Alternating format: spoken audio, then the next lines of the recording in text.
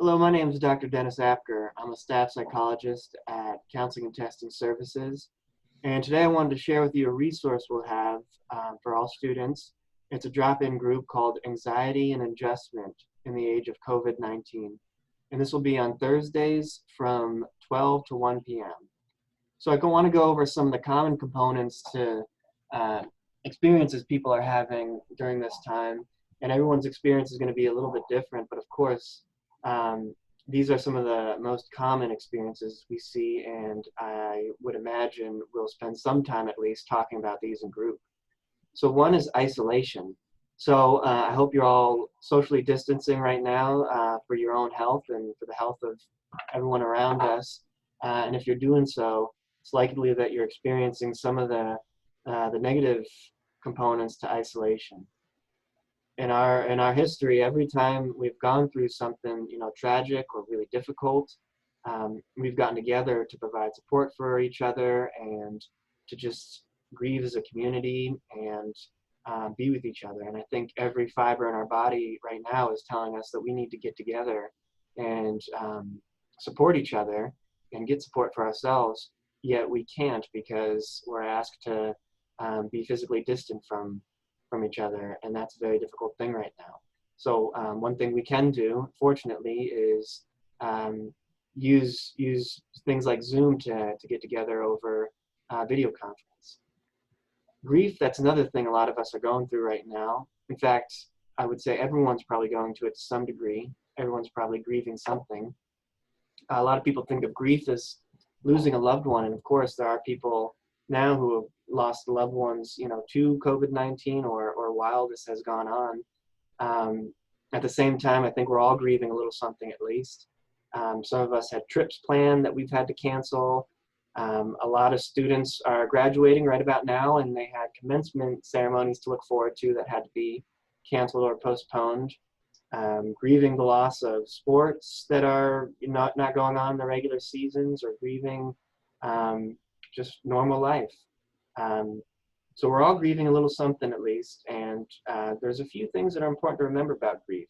One is grief is not linear, so you might be having a tough day, one day, and then feel a lot better the next day, and then the next day will be tough again. And it's important to know that that's normal and that is grief. A lot of times the negative emotions we experience are helpful in prompting us to do something different. If we're feeling anxiety in a dangerous situation, we're prompted to remove ourselves from the situation, for example. But grief just involves feeling negative emotions and sitting with them and processing them. It's not a sign that you need to be doing something different. It involves a process, and this process can be made a little easier when we're with each other doing it. So fear of the virus itself, for example, that's something a lot of us are going through, and we've been through to varying degrees past several months. When we get together in group, we can name this emotional experience and begin to process it. So we can name what we're going through, support each other going through this, and that's a key part of processing difficult and uncomfortable emotions. So lack of control, we've all had a lack of control to some degree. Lack of control of not knowing how long this is going to last. So it's we don't have control over our plans as much as we might like. Lack of control of our daily comings and goings as we're asked to stay in again. One of the antidotes to the lack of control that we all experience is to take stock of what we do have control over.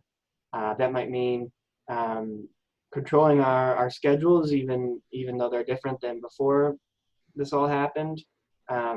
Control of how we stay in touch with our friends and family using text message, phone, video chat, and I think it'll be made a bit easier when we all get together in this group and talk about how we are making the most of what we do have control while mourning what's not in our control right now. And the last thing I wanted to mention is a really common component to this is shame. And we might not naturally think of shame as a big component to what we're going through right now with COVID-19, but I think we all experience some shame in our experience of grief, for example. We talked about grieving different things. Some of us might have lost a loved one. One of us might be grieving, having to cancel a trip, for example.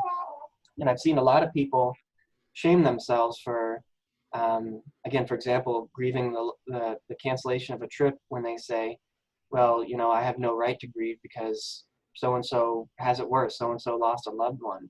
And that's born out of a misconception that grief and the compassion we give to ourselves is finite, because it really isn't. The more compassion and empathy we give towards ourselves, the more that we have for others. The more that we have for others that might be going through something we deem, more difficult. At the same time, it's unhelpful to discount our own grief because we deem it shameful that we're grieving something that, when others have it so much worse. So that's just a small example of some of the most common components to our experiences in COVID-19. This is not an exhaustive list, so we'll talk about other things in the group.